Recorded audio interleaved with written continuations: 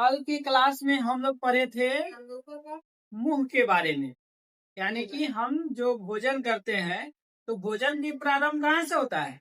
मुंह से होता है। आज हम लोग पढ़ेंगे अमाशय के बारे में।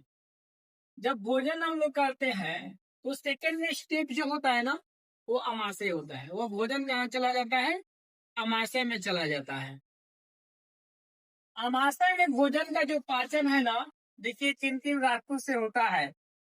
अमाशय की आंतरिक भित्ति में पाए जाने वाली जठर ग्रंथियां जठर रसों का स्त्राव करती है। देखिए, अमाशय की आंतरिक भित्ति में अंदर वाली जो परत होती है, उस परत में पाए जाने वाली जो ग्रंथि होती है ना, वो जठर ग्रंथि होती है। और जठर ग्रंथि जो होती है, ये जठर रसों का स्त्राव करती है। देखिए, 1 नंबर के क्वेश्चन में यहाँ से प्रश्न पूछता है कि अमाशय की आंतरिक भित्ति में कौन सी ग्रंथि पाई जाती है? याद रखिएगा, जठर ग्रंथि पाई जाती है। और जठर ग्रंथि जो होती है, यह जठर रसों का क्या करती है? स्त्राव करती है। इससे जठर रस का स्त्राव होता है। जठर रस में पेप्सिन और रेनिन नामक प्रोटीन पाचक एंजाइम होते हैं। जठर जो रस है ना, उस रस में पेप्सिन है और रेनिन जो नामक प्रोटीन होता है, यह पाचक एंजाइम का काम करता है। पाचक एंजाइम का काम करता है, यानी वो पचाने का काम करता है। रेनिन दूध में की प्रोटीन को पचाता है।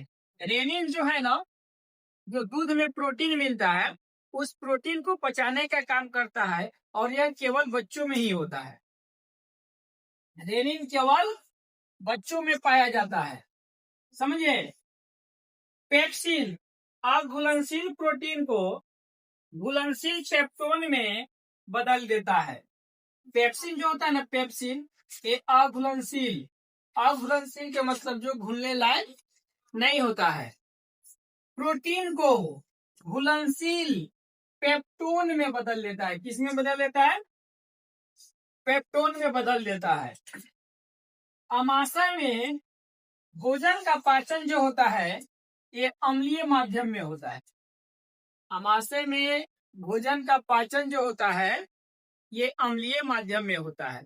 VVI क्वेश्चन है, वेरी वेरी इंपॉर्टेंट, बहुत मस्ट इंपॉर्टेंट क्वेश्चन है। परीक्षा में क्वेश्चन पूछता है कि अमाशय में भोजन का पाचन किस माध्यम से होता है। याद रखिएगा, अमाशय में भोजन का पाचन अम्लीय माध्यम में होता है। अमाशय की आंतरिक भित्ति, अमाशय की आंतरिक भित्ति में हाइड्रोक्लोरिक अम्ल HCl अम्ल बनता है। पूछता है कि अमाशय में कौन सा अम्ल बनता है, तो अमाशय में HCl बनता है, हाइड्रोक्लोरिक अम्ल बनता है, जो जीवाणु नाशक होता है। हम लोग खाना खाते हैं, खाना के माध्यम से हमारे शरीर में बहुत से रोगाणु अंदर क्या कर जाते हैं? प्रवेश कर जाते हैं, जो अम्ल के प्रभाव से मर जाते हैं। अमाशय में HCl बनता है, जो जीवाणु नाशक होता है। वो क्या करता है? कीटाणु को नष्ट कर देता है। इसका स्क्रीनशॉट लीजिए, फिर आगे बताते हैं।